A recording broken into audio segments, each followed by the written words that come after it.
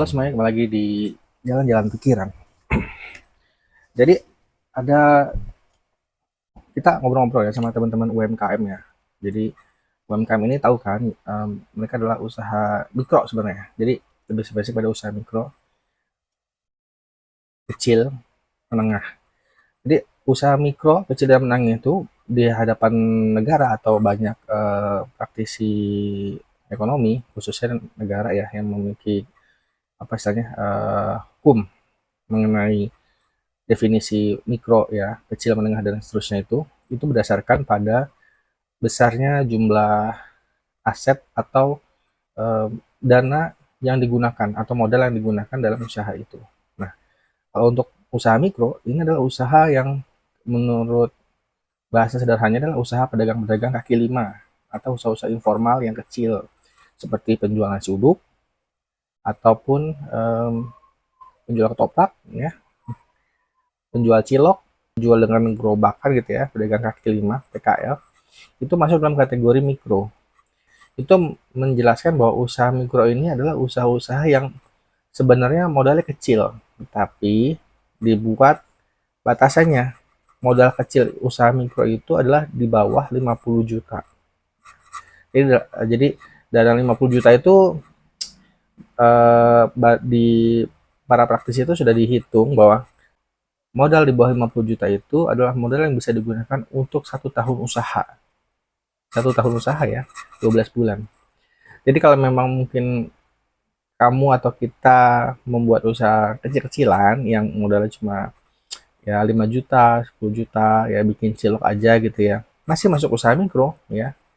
Tapi mungkin modal itu hanya untuk modal 1 bulan atau 2 bulan saja gitu ya.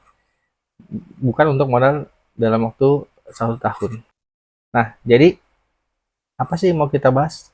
Nah, mau kita bahas kali ini adalah curhatan teman-teman UMKM yang mikro ya, yang mau usahanya kecil tapi butuh modal.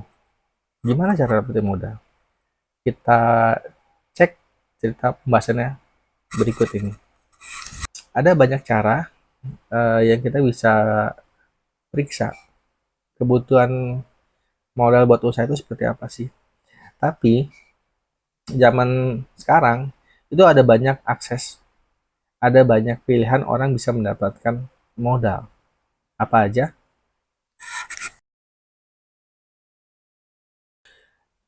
Jadi ada modal tidak dimiliki oleh orangnya ya. Kan kita orang itu punya kemampuan, pikiran, ide, gagasan untuk usaha gitu ya atau manajemen.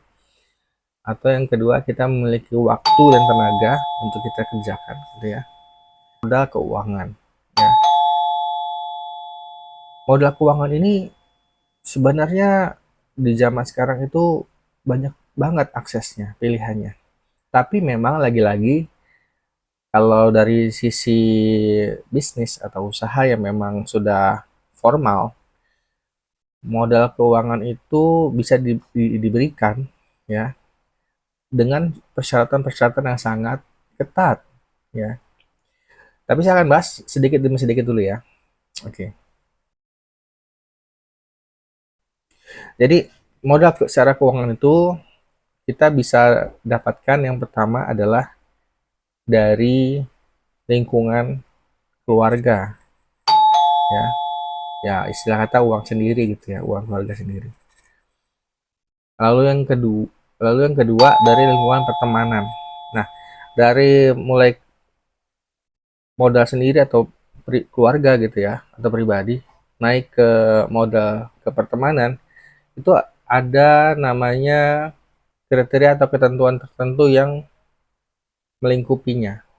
Jadi misalkan kalau modal sendiri atau pribadi atau modal eh, keluarga, kita bisa istilahnya menegosiasikan dana itu dengan banyak kelonggaran gitu ya, banyak kelonggaran. Lalu kalau dengan pertemanan biasanya memang bisa lebih longgar, tapi tidak selonggar kalau itu uang kita pribadi ya. Jadi saya kita masih merasa bahwa modal yang kita gunakan adalah modal dari punya teman gitu ya, atau pertemanan. Dan biasanya antara modal keluarga dengan modal pertemanan ini, kalau memang memang apa istilahnya yang masih longgar itu ya, dalam bahasa kerennya itu kita sebut dengan bahasa angel investor. Apa itu angel investor? Itu adalah para malaikat yang memberikan uang modal buat kita usaha. Maksudnya gimana? Ya namanya malaikat, istilah kata ya, orang-orang yang berbaik hati membantu kita tanpa pamrih gitu ya, memberikan permodalan, diberikan kelonggaran, jatuh tempo bayarnya, utang itu kapan gitu ya, masih jauh gitu ya, atau pokoknya pakai aja dulu deh gitu ya. Kalau usaha sukses bagus gitu kan, kalau gagal ya udah nggak apa-apa gitu ya. Itu namanya angel investor. Lalu masuk yang tahap yang ketiga, kalau kita mendapatkan akses permodalan dari lembaga keuangan. Ya. Nah, kalau dari udah lembaga keuangan yang resmi ya, itu mengikuti ketentuan-ketentuan yang ditentukan oleh negara atau oleh otoritas yang mengurusi lembaga jasa keuangan. Kalau di Indonesia namanya OJK. Ya, singkat singkat kata, kalau kita mendapatkan modal keuangan dari lembaga keuangan, berarti kita akan mendapatkan persyaratan-persyaratan atau ketentuan-ketentuan yang memang harus kita penuhi atau yang harus kita jalani ya. Banyak macamnya. Kadang-kadang ada yang kebutuhan modalnya kecil, maka persyaratannya lebih ringan. Kalau kebutuhan modalnya lebih besar, biasanya diikuti dengan untuk menjadi bahan kalau terjadi gagal bayar atau pengembalian modal gitu ya. Atau namanya kolateral. Jadi harus ada aset barang atau harta milik kita yang dijadikan kolateral dipegang oleh lembaga keuangan tersebut. Karena apa? Karena mereka bukan angel investor. Mereka adalah jasa keuangan, usaha jasa keuangan. Jadi ya bagaimana mereka mau dapatkan keuntungan? Ya pasti dari keuntungan usaha. Tapi kalau usahanya rugi, ya nggak mereka mau meminimalisir kerugian itu dengan cara apa? Tadi dengan cara mendapatkan kolateral barang atau barang yang digadaikan oleh kita sebagai pengganti jaminan, ya jaminan atas modal yang kita gunakan.